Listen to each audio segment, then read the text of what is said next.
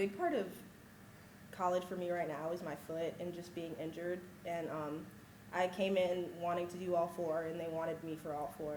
But I can only really give them 3 right now.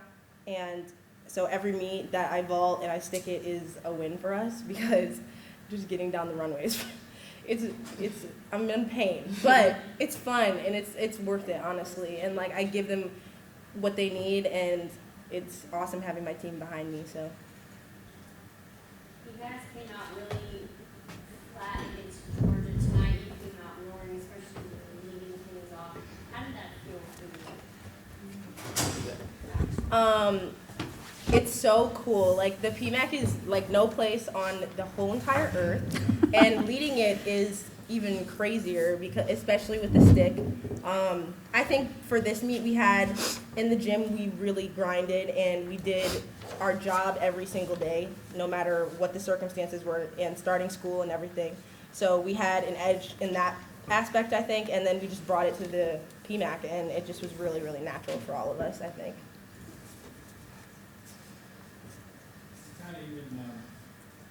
Okay. Spot in 2 events now tonight, and you've been doing that. The responsibility that you're given, just we talked about that. You know, how much obviously you want that. You want to be all around. And you talked before the season saying, well, it's going to be a lot. And, you know, how is it competing every week with that kind of those kind of demands? It means so much to be put in those positions and like trusted to be at the end. Yeah, it is really different competing every week, coming from JO, not even competing that much, but I'm getting through it and trying to push through. Ruby, what have you done to help the freshmen kind of get comfortable? Obviously, this is like really early in the season, they have a long way to go, so what have you done to kind of help them do that? With college gymnastics, there's really not much you can do except guide them and kind of tell them how things are gonna go, and just make sure they're prepared for things that are gonna happen. But this freshman class have been great. They've been able to adapt, and I mean, you saw the first meet, like they came out all guns blazing, and their big gymnastics was big, and there was really nothing scared about them. So yeah, this isn't really something you can teach. You just have to go through it and you figure it out. And she's being a little bit humble too, because she is very nurturing, and sometimes the coaches aren't nurturing. Sometimes we're hard and we push and are demanding, and Ruby is the one behind them going, you got this, come on, move forward, this is what we do, this is how we do it. And she's been extremely nurturing to a really talented freshman class. Coach, what did you see that went wrong on the beam, and then how did you regroup so quickly to finish it out?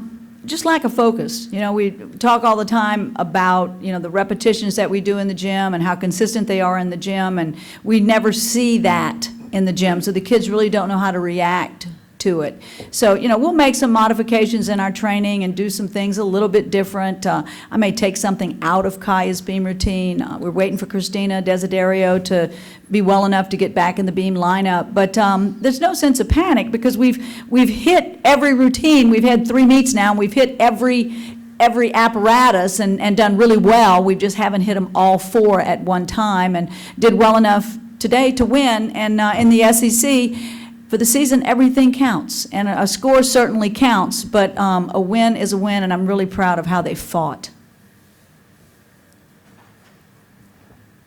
Coach, your girls came out real slow against Georgia, and they came out guns and blazing tonight. What do you think? Why do you think that is? Well, I think that they had a little bit more edge on this week in practice. I think they were a little more demanding of themselves, and some of them were a little bit fatigued because we had to deal with the national championships and you know, them going, and it was important, I think, that they be there, the ones that wanted to go. So, you know, we dealt with that this week, and so they kind of picked themselves up by the bootstraps and really pushed into tonight. Some of them did. Some of them did. 1 out of 3 went. I was not there. 1 out of 4. Coach, sorry if I'm repeating, I'm a few minutes late, but with such a young team, you're going into Florida next week. I know Georgia is a program that still has that history, but Florida's kind of a different beast. So how are you preparing these freshmen to go with JHS? I think Florida's got a mad on. They didn't make it to nationals last year. They had a bad regional meet and had to count a fall, kind of like we did tonight. And that'll take you out of that. That'll completely take you out in this new format. So, you know, they're training, I think, with an edge, and they're competing with an edge on. And they beat us here last year by a 10th, and we should have won that meet. So, you know, I think that this team can muster up that kind of edge. We beat them the last time we were there. So that's why we're going to go down there and compete. But do I think they're a better team than us? No, I don't. I think we've got a tremendous amount of difficulty. Our kids manage themselves really well today. Beam is a different beast. We'll hit Beam next week. And, you know, we're going to keep doing what we're doing because it's not broken. How much more different things are being added, have been added to your routine? Some of these things, Well, and with- maybe they're not quite hitting everything, but there's a lot of. Yeah, well, like Sarah Edwards is doing a double layout. She was doing a double full in her first pass, which is also an E. It's the same thing that Ruby does. But she's so powerful, and so we decided, you know, double layout would be the way to go. And putting double tucks at the end of the routine instead of their twisting passes so that we can get the additional 10th. We've done that for everybody except for Ruby, because Ruby's so consistent with what she's doing, and she's getting her difficulty in other areas. But I think the double tucks or double pikes at the end of the routine is taxing. Now, Kennedy did it last year, and some of the kids are used to it. But Reagan did not do it last year, and I think she had a big breakthrough tonight. One more question for Kai and Tyler. For any period, y'all, can y'all just talk about like how preserving your bodies, because obviously y'all have a long time to go, this is really taxing, so what are some things y'all are doing to help with that? I mean, we do the normal. We ice tub, we get therapy, anything we need. Our trainer Josh is great. He's always on us about making sure we're in for treatment, making sure we get everything we need, any modalities we need. Like our trainer and our like students are on with us. Our coaches enforce us doing this kind of prehab program. So just lots of little things that kind of are all entwined to make the bigger picture happen. You know, they do supplements, and our nutrition is constantly working with them, our nutritionist, to be more aware of what they're intaking and what they're doing outside the gym, and how much expenditure we have versus how much the intake is. So there's a whole lot that goes into it. It takes a village, and you know, they have a massage therapist, and we have a physical therapist, and somebody that comes in and does dry needling. So I mean, it's a village. It takes a lot for these kids to compete week in and week out, because some of them has probably already competed this year more than they competed the entire year last year. So the freshmen and sophomores, I mean, it's grueling.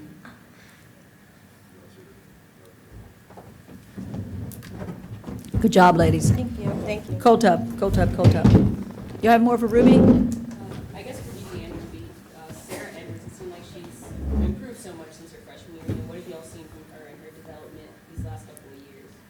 You know, Sarah has a challenging curriculum, and sometimes she's not in the gym, and so we have to bring her in a little bit separate and do some one-on-one, and Bob has been great about bringing her in and vaulting her in a private vaulting scenario. She's just so powerful, and she's so quick off the floor, and she's so willing and pliable, and she's like that energy bunny, you know. She never quits. And it's really cool to have seen Sarah's kind of maturation process. She came in kind of a little bit like a deer in the headlights, like a freshman, like really excited to be on this team and to contribute where she can. And now she knows where she can contribute, and it's really cool to see the level-headedness about her, and she's very committed and very dedicated and knows what she wants. Yes. For both of you, this isn't the first home meet back, but this is the first home meet back since school is back in session, and student section is packed. So what does that mean for both of you?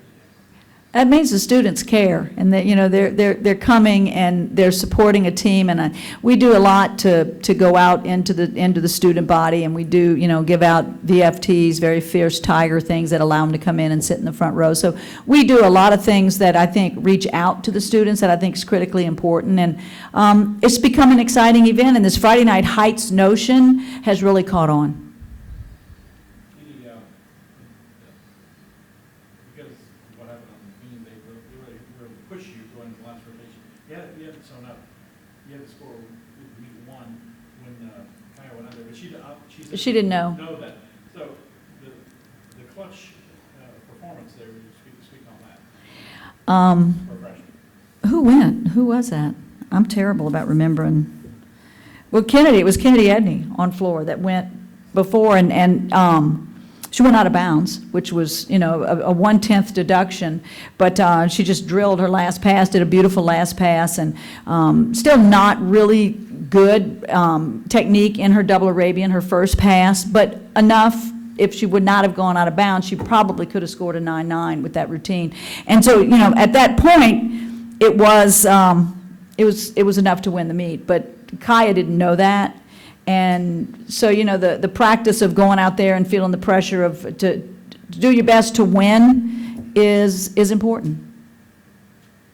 Maybe I thought one of the more powerful moments in the PMAC in recent memory, the signs, the cancer recognition Yeah. that was done between the first and second rotation. Can you talk just a moment about sort of the brainchild behind that and what really drove that to be so powerful? Well, we teamed up with women's basketball because of the K Yao event, and trying to put some meaning into the pink and blue thing. Pink is for breast cancer, and the blue is for prostate cancer, and I think it's touched everyone. But to partner, and men's basketball is going to partner with us, and which is kind of unique. They're not going to do the V thing; they're going to do the K Yao thing because it's so important to Nikki, our women's basketball coach, and we just want to support her in that effort. And everybody on the team, Ruby, everybody in this team has been affected by cancer, very close. My dad died of lung cancer. Ruby? Yeah, my mum passed away of cervical cancer when I was 7. So, but it's really cool to for a program like this to do something that's not just for the school, not just for the team, it's for something greater. And even just a small mention, I was able to glance up at the Jumbotron and see the people come up, and it was chilling, but it was really, really cool to kind of be brave enough to say who we're fighting for as well, and to let people know and to emphasize that it's not just us, it's not just the school, it's not just the people in the stands, it's for more than that. Yeah, it's a big deal, and this K Yao thing, we've teamed up with Mary Bird Perkins, and if our basketball program and gymnastics, if we can generate 100,000, then we're gonna get 150,000 for our community. So it's a big deal, and you'll hear Nikki talk more about it because we're basically, she's carrying us on her back, and this is her deal, and I so much want it to be successful, not just for Nikki but for the community. It means a lot to Mary Bird Perkins and to the underserved people in our community. Olivia Gunter hit that all of 4 passes of her floor routine this week. How exciting is that? Y'all see that? Ruby, you want to see how exciting that I'm was? so Because she works so hard. She's just a kid. She's just happy. She's so happy to be on this team, and for her to be contributing on floor, I think she's wanted since she first got here. And she's a junior, and now she's...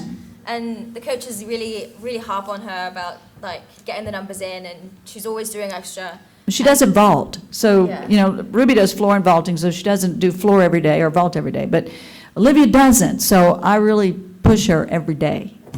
But yeah, that routine was very deserving, and it's so cool to see, because we've seen the hard work in the gym, and we've seen that she can do it in the gym. It's just a case of doing it on meet day, and sometimes it takes a bit longer, and it's taking a little bit longer, but she's getting there, and it's so cool to see the maturation there. Ruby, how is it for you to be an upperclassman and see all this freshman talent that you guys have? It's really, really cool. I was explaining to you the other day, this team is kind of different because we've never really had to rely on such a heavy freshman class. Most previous classes have been kind of small, and maybe we've been relying on 2 or 3 kids for 1 or 2 events. But this class is so talented, and us losing a big class last year, a big influential class last year, the gaps have got to be filled, and unfortunately that relies on freshmen. But it's a whole learning curve, and it's a whole learning process, and I think we're doing a great job, and we're slowly climbing this mountain. We seem to find ourselves in rut holes that we don't really want to be in, but it's the whole part of the process, and we're getting there. We're getting there. Don't you love her accent?